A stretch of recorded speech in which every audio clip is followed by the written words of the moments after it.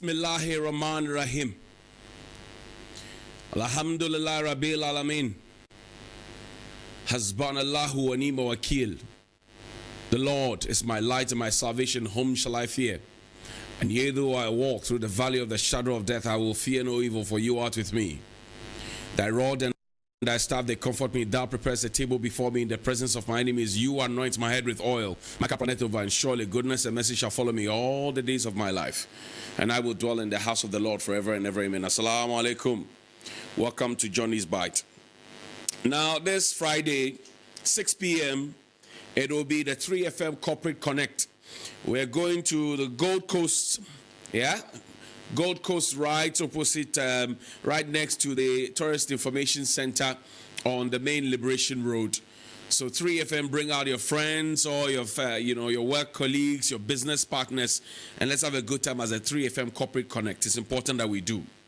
Also, please note that later today, around 8 o'clock, we will be playing back a conversation that I had yesterday, sitting down with the rector of the United Nations University. The rector of the United Nations University. We spoke about artificial intelligence and the future. We spoke about education, free SHS particularly. We spoke about African trade, African unity.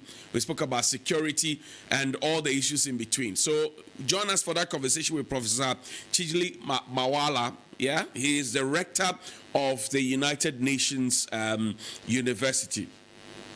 This morning, I want to wish all of us a happy Africa Day, because it's AU. We are all happy. We are supposed to be.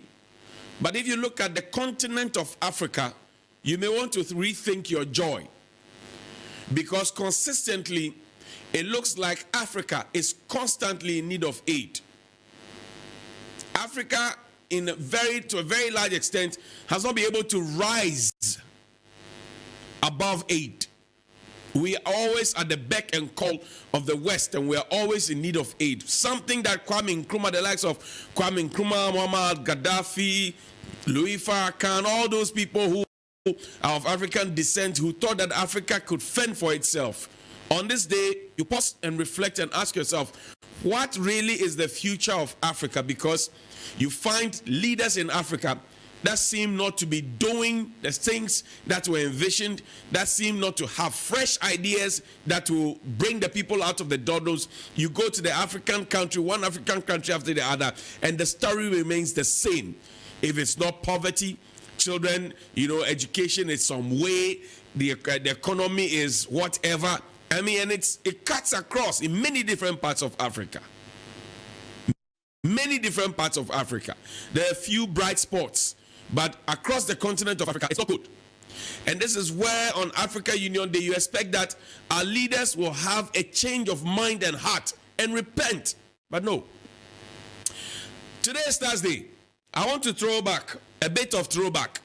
At the just ended Kumeu by-elections, we're told that, the roads are being fixed and hurriedly so, and that some people even said that they want their MPs to die so that development will come to them and all of that. Some said, don't wish for that, it's not a good thing. Of course, it's not a good thing. Now, there are also those who say that, so if the MP had not died and the by-election was not at hand, the roads will not be done. The minister said, no, these roads were already being done and all of that. I want to play for you a video when Fix the Country and all of those conversations started, and they asked the minister for roads to fix the roads, the government to fix the roads. Listen to him. So the Akufo-Addo started fixing roads in Ghana in a very strong manner from 2017. So at times it's ridiculous that you will hear somebody saying we are in 2021, fix roads. You are far behind. You are years and months behind. Those people should double up and follow us and know where we are. We have left them behind. When roads were being fixed from January 2017 with speed, but without sacrificing quality. Hey, 4 or 5 years on, we should fix roads. You are late. You are far behind.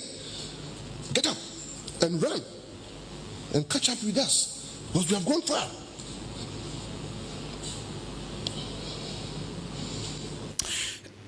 Please bring back the facial expressions of the people at the press conference.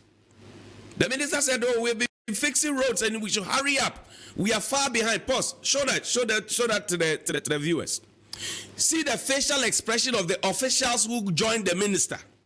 These are senior citizens who are also technocrats. Look at their facial expression. They couldn't believe it.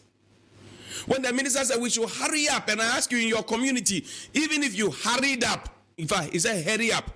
If you did, would you see roads that have been tarred in your place? The people of Teshi are crying for their roads.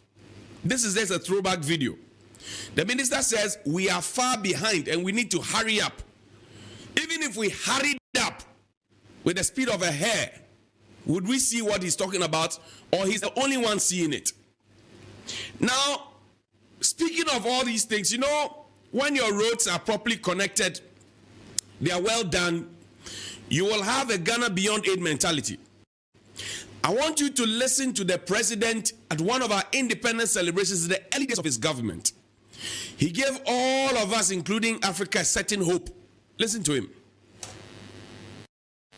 Destiny requires a deliberate qualitative change in all aspects of our lives, especially in the structure of our economy, the nature of our infrastructure, the education of our young people and acquisition of skills, and above all, in our attitudes and holding firm to the values that define us.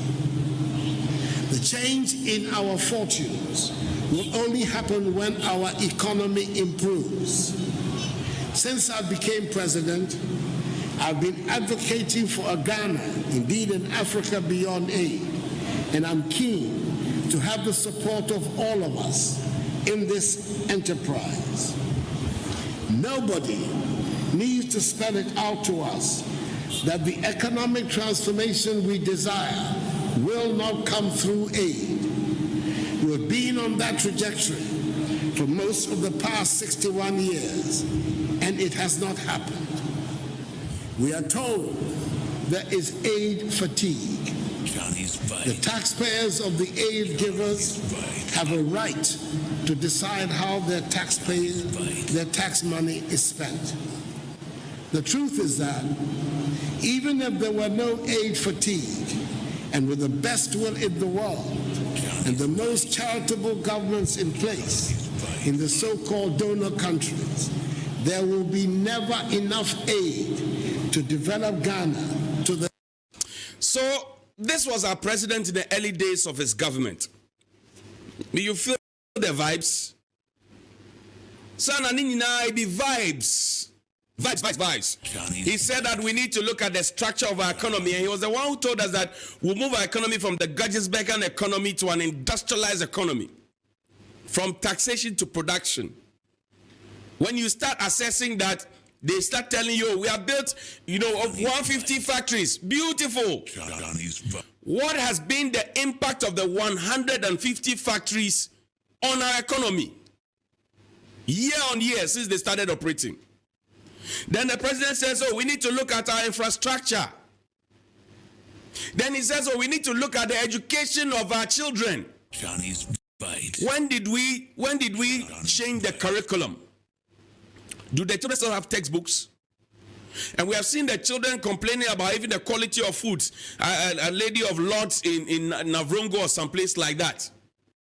The different schools, they're asking. The key question is that, so when the president stands to make these statements, and at that time there were other African leaders with him. He even spoke about the attitude and the values.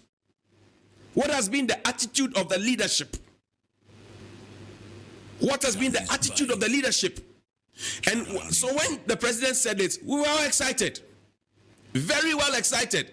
And then the bombshell hit us that if we default, for example, 4 loans with the Chinese, they will take over. 4 loans from the Chinese, they will take over if we default. Show me that default thing. If we default, follow, show me. If we default, they're going to take over now. China will have access to Ghana's mineral revenue, electricity sales in default of 4 loans. Johnny's Fight. So we're talking Ghana beyond aid. Saana, it is Ghana in need of aid. It be vibes. Fight. Johnny's Fight. But you know, the finance minister had assured us that contrary to the fears being expressed, we were not going back to the IMF because we wanted to be polished up in order to look good to borrow, because our situation had gotten so worse that nobody wanted to give us money anymore. Johnny's Fight. You have borrowed and borrowed and borrowed and borrowed and borrowed, and at this present time, your debt stock is over 90%, almost 100% of your GDP. Johnny's Fight. We are a sick nation. Johnny's Fight. Almost 600 billion. Johnny's Fight. We have borrowed to that tune. Johnny's Fight. We have borrowed to that tune. Johnny's. And when you ask the question, they say, "Oh, but we're using it." Blah blah blah. Play the president's video at the Qatar, the forum. Play that video. Secure program. We had a staff level agreement with the fund in December. It's a relatively quick period, and finally in May we secured the fund. What do And you it's- attribute the delays to? I think it's the usual negotiations with the IMF. They take time. And in fact, the 10 months which has been involved in the Ghanaian program is one of the fastest on record.